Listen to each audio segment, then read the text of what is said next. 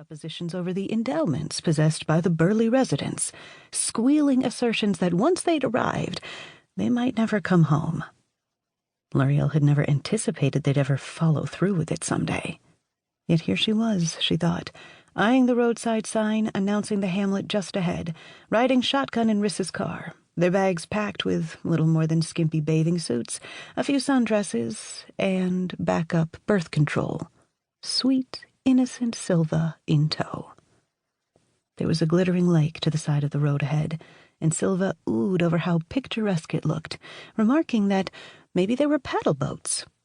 As the car approached, the girls could see brawny, forest-green shoulders rising from the sparkling surface, muscular arms making long strokes to the lake's edge, close to the road.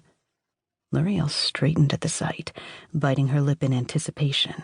The immense body emerging from the surface rippled with well-defined muscle, long jet-black hair braided down his back.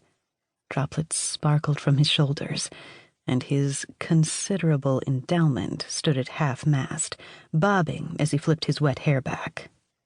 Lurielle pressed her thighs together in excitement. This was what they'd come for.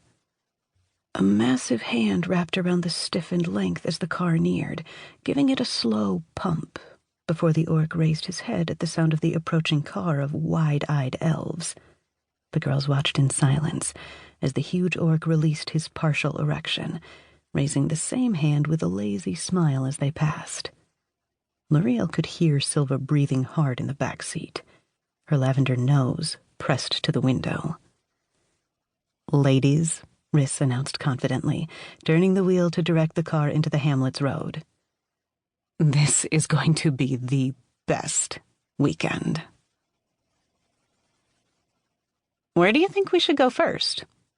Riss held a skimpy mesh poncho up to her long body, the beaded fringe on the top hem hitting her plum-colored thighs.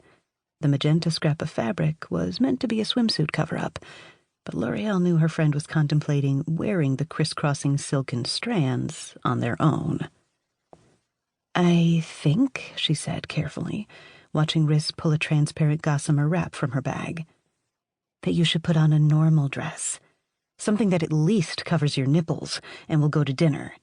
Let's scope the place out a little before walking into a club dressed like we're looking for a gangbang." "But that is what I'm looking for." The tall elf grinned wickedly in the mirror at Lurielle, who rolled her eyes, turning away with a click of her tongue. "You're worse than a man. Just put some real clothes on and let's head out, okay? We can look for some extracurriculars after dinner. And if Silva doesn't want to come, she can go back to the room." She found Silva gripping the drapery in the common room of their rented suite, her eyes fixed on something out the window as her teeth worried her lower lip. As she approached, she was able to see the object of Silva's attention, the well-rounded backside of the orc kneeling in the grass just ahead, gathering up what appeared to be a set of lawn darts. There were dimples above the delectable swell of his ass, and Lurielle thought she could see a spray of sage-colored freckles across his broad, hunter-green shoulders. Silva's bulging eyes found Lurielle's then, her voice taking a moment longer to catch up with her moving jaw.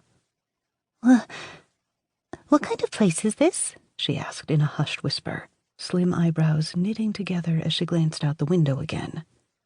Lurielle idly thought she should start keeping track of her size that weekend.